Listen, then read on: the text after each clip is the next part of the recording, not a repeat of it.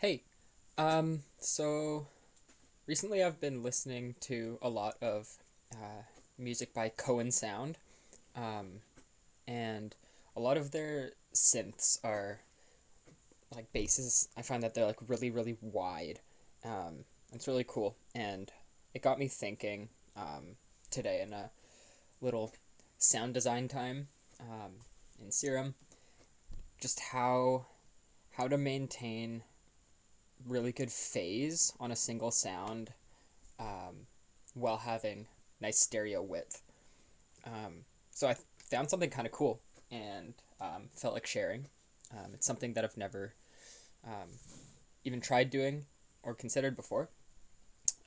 So basically, if ever I want like a kind of a gritty sound, but also really wide, my go-to would probably be here. Let's actually just reset this. My go-to would just be to up the unison because with the detune it pitches it up, pitches it down. It creates many voices and pitches them up and pitches them down around to create a large sound like this, as opposed to this, which is a single sawtooth. So there's seven of them here when I put it to seven. Um, but it also spreads them out to the left and to the right. And that's because over here in the unison tab, global, the width, it makes it wider. Most of the time I find that I'm actually using this feature for the width itself, not even for not for the pitching up and down. The pitching up and down gives it like a really specific, I'll call it like a rave kind of a feel, like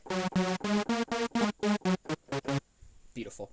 Um, I don't know, it just sounds very ravey and electronic, not very organic. And that's another thing about Cohen Sound is their sounds, many of them will tend to be very organic sounding, and I think that's really neat. It can make sounds just more unique one from the other.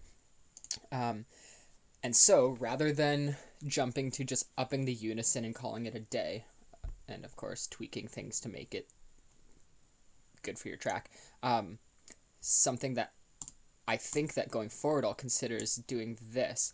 Let's just start a new one. Get this one out of the way because we don't care about that.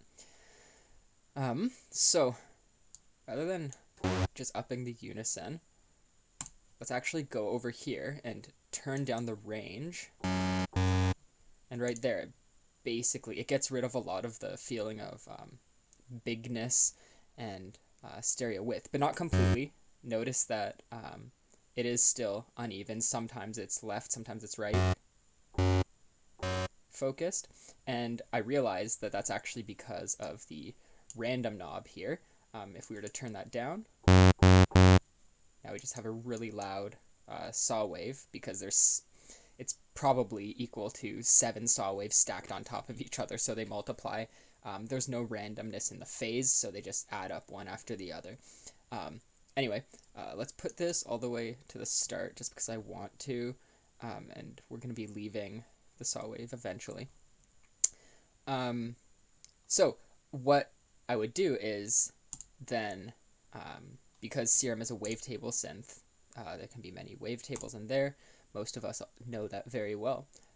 Make it so that the unison voices, rather than changing the pitch, they change the wavetable position.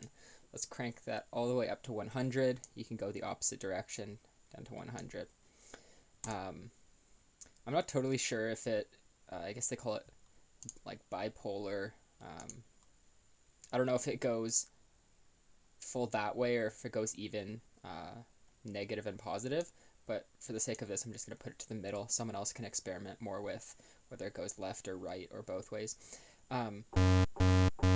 Now you'll notice that there's no switching back and forth between left and right, but also we still have stereo width. And what's actually probably going on here is that something along the lines of the left channel is getting a square wave, while the right channel is actually getting this smaller pulse wave.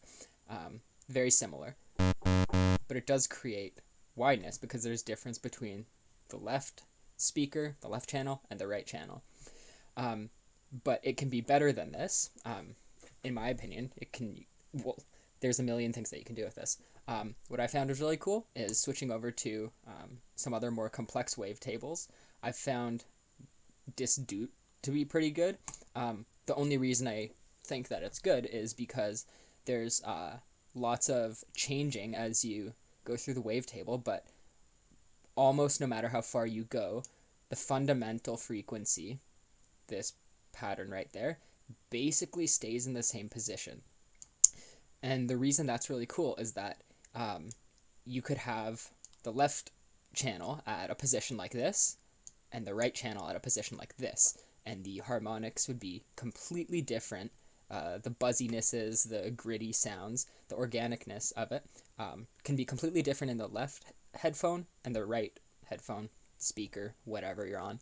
But still the fundamental pitch is completely the same. That's really good for basses and things that you don't want to be phase canceled, because there's no phase cancellation or very little of it because it's all the same. So now what I'm actually going to do is, rather than doing 7 unison voices, let's put it down to 2 so that the left and the right are completely different. That's all the way up. And as we change the wavetable position, we're basically choosing what sound is going to come out of the left speaker or the right speaker.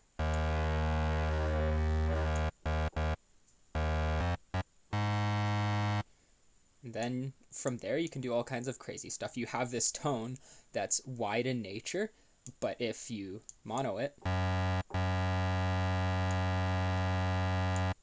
not much changes. If we go over to a vector scope, which shows, I don't know, you can go do your own reading on this. I assume that if you're on this video, you've already done something about this, or something with this.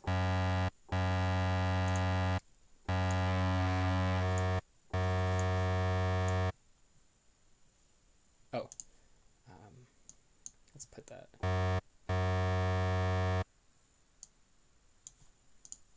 Bear with me. Right, I want to make the actual channel itself mono.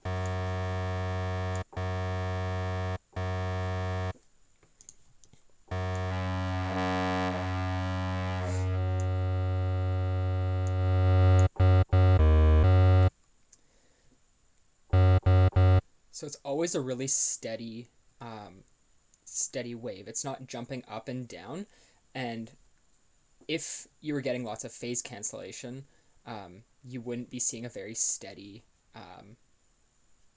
tone here, because it would be wobbling up and down. If we go back to this one over here, let's just put it through the same channel, which it has no stereo separation. It's completely monoed. See how it's pulsing up and down, and that's because you have 2 really big, wide fundamental tones that are conflicting with each other. Go do some reading and learning about that yourself. Versus, but when you unmono it, I mean, this one, I would say, at the moment, the kind of detuned, pitched up and down wave right now is a lot wider, but you can do all kinds of crazy stuff with this now because the fundamental is going to be the same. Let's apply a little LFO, an envelope to trigger. I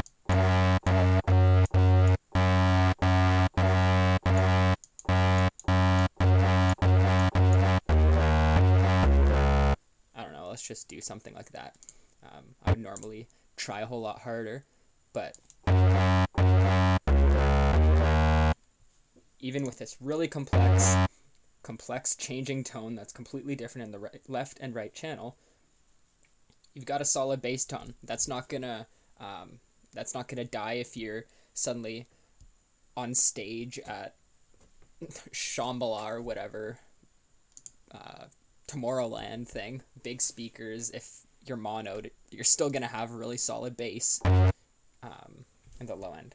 Anyway, I'm not great at being concise, but I wanted to share this, get it out. If I wasted your time, Give me a thumbs down if you thought it was all right, and maybe helped. Give it a thumbs up. I've never actually tried this in a proper track, but I plan to keep this kind of thing in mind in the future. Anyway, bye.